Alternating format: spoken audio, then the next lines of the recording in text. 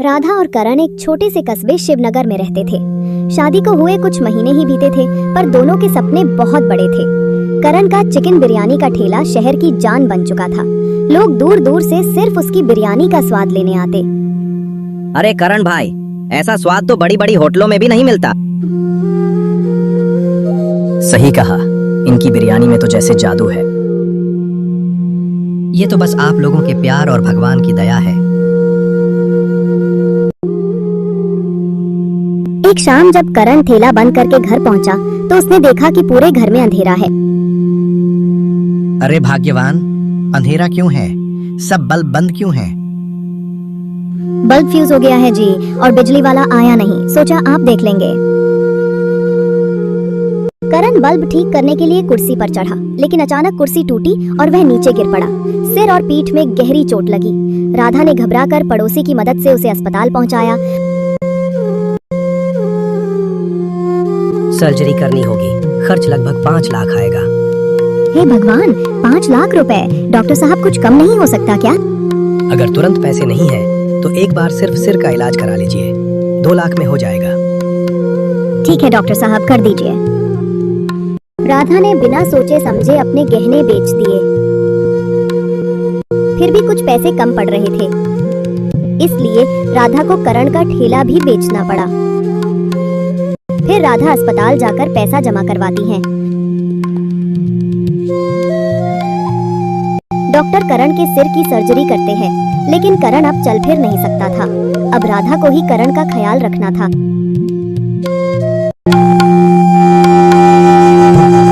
ये लीजिए जी, खाना खा लीजिए, फिर आपको दवाई भी लेनी है ना?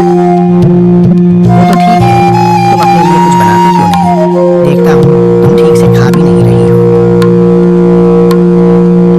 बस भूख नहीं लगती जी, सब ठीक हो जाएगा। जब घर में खाने का राशन खत्म हुआ तो राधा अपनी पड़ोसन सीमा दीदी के पास गई। दीदी, कोई काम पता हो तो बताना, मैं कुछ भी कर लूंगी। एक घर में रसोई का काम है, वहां जा सकती हो।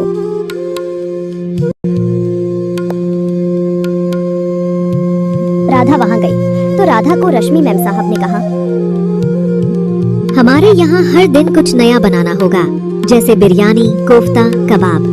सैलरी 8,000 रुपए दूंगी।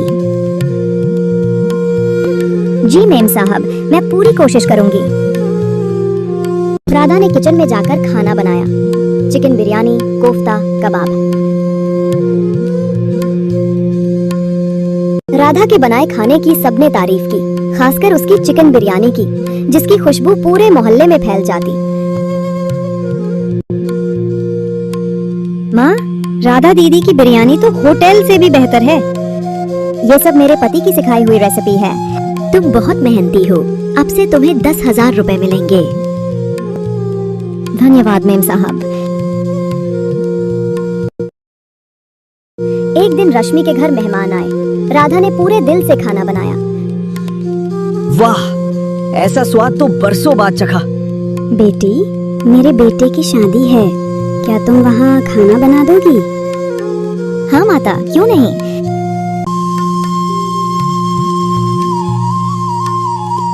राधा वहाँ शादी में गई। राधा ने शादी में खाना बनाया और जब सब काम खत्म हुआ तो दूल्हे के पिता आए और उन्होंने राधा को एक लिफाफा थमाया और कहा, ये तुम्हारी लगन का तोहफा है। राधा तोहफा लेकर घर आ गई। राधा ने देखा तो लिफाफे में 1 लाख रुपए थे। करण, देखो, अब हम फिर से ठेला लगाएंगे और तुम्हारा इलाज भी पूरा हो जाएगा। राधा ने नया ठेला खरीदा, राधा करण बिरयानी पॉइंट।